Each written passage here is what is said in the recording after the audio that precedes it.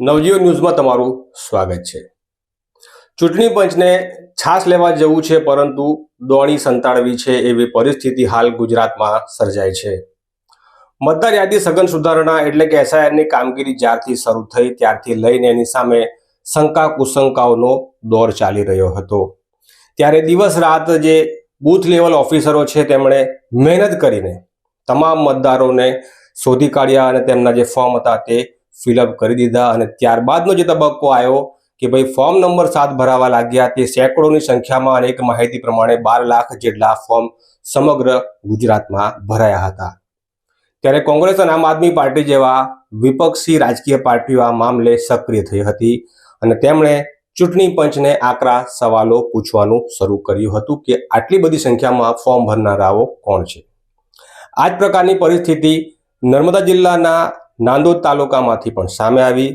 અહીંયા પણ કોંગ્રેસ અને આમ આદમી પાર્ટીના નેતાઓએ ચૂંટણી અધિકારીઓનો ખેદો પકડ્યો છે કે ભાઈ બતાવો, આ જે 5 થી 7 હજાર તમારા કહેવા મુજબ જે ફોર્મ આવ્યા છે કે કોણ ભરી ગયું, ક્યારે ભરી ગયું અને કોણે રાતોરાત એ ફોર્મ પાછા ખેંચી લીધા। પરંતુ વારંવાર ધક્કા ખાધા બાદ પણ ચૂંટણી પંચ આ રાજકીય પક્ષોને માહિતી આપતું નથી અને બાય બાય ચાયણી જેવો ઘાટ કરી રહી છે। નાંદોદના જે પ્રાંત અધિકારી છે, રાજકીય પક્ષના જે નેતાઓ છે તેમના આક્ષેપો દ્વારા તેઓ કહી રહ્યા છે કે પહેલાં તેમણે સ્વીકાર્યું હતું કે આટલી હજાર સંખ્યામાં ફોર્મ આવ્યા છે અને હવે તેઓ માહિતી આપતા નથી। આરટીઆઈ કરવા છતાં પણ માહિતી આપતા નથી।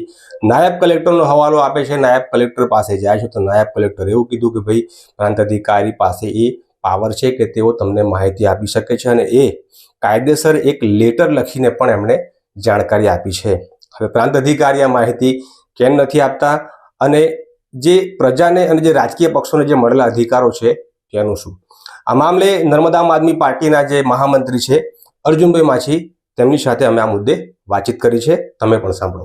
હું છેલ્લા જાન્યુઆરી મહિનાથી આ 7 નંબરના ફોર્મ બાબતે વારંવાર અહીંયા મામલતદાર ઓફિસમાં અને પ્રાંત કચેરીમાં અને છેલ્લે આ કલેક્ટર ઓફિસમાં પણ આવવું પડે તો અહીંયા પણ આવ્યા છે અમે માત્ર એટલા માટે જ કે આ 7 નંબરના ફોર્મ હજારોની સંખ્યામાં આ કચેરીમાં કોણ આવીને ભરી ગયું હતું અને કચેરીમાં આના રિસીવિંગ થયા છે ત્યારે અમે એની કોપી માંગેલી છે, નકલ, કે ભાઈ અમને આ 7 નંબરના ફોર્મની નકલ અમને આપો। પરંતુ આજે 16 તારીખ થઈ ફેબ્રુઆરીની, છતાં આજ દિન સુધી અમે ધક્કા ખાઈએ છીએ, પરંતુ આ લોકો 7 નંબરના ફોર્મ આપતા નથી અને એકબીજા પર ઢોળે છે। શરૂઆતમાં એમના નાયબ મામલતદાર છે પંચોલી મેડમ, એમના સાથે મોકલે છે, એમની પાસે જઈએ તો એ પ્રાંત આપણે મામલતદાર ચૌધરી મેડમ પાસે મોકલે છે, મામલતદાર પાસે જઈએ છે તો એ પ્રાંત ઓફિસમાં મોકલે છે કે પ્રાંત સાહેબની ઓથોરિટીમાં છે, અને પ્રાંત સાહેબ પાસે જઈએ છે તો એ કલેક્ટર ઓફિસમાં મોકલે છે કે એમની ઓથોરિટીમાં છે,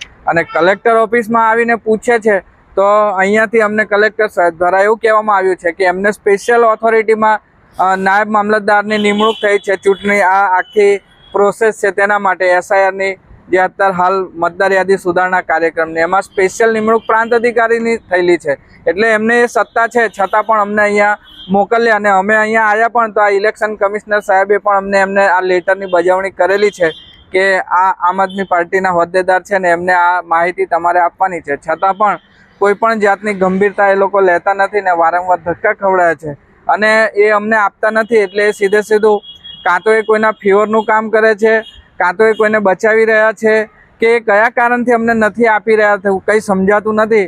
પરંતુ અમને એટલો ચોક્કસ આ અનુભવ થયો છે કે આજે અમે રાષ્ટ્રીય પાર્ટીના હોદ્દેદાર છે અને આ રીતે કચેરીઓના અમે ધક્કા ખાઈ રહ્યા છે આ અધિકારીઓ દ્વારા, તો શું આ સામાન્ય જનતાનું કે સામાન્ય પ્રજાનું કામ આટલી સરળતાથી થતું હશે?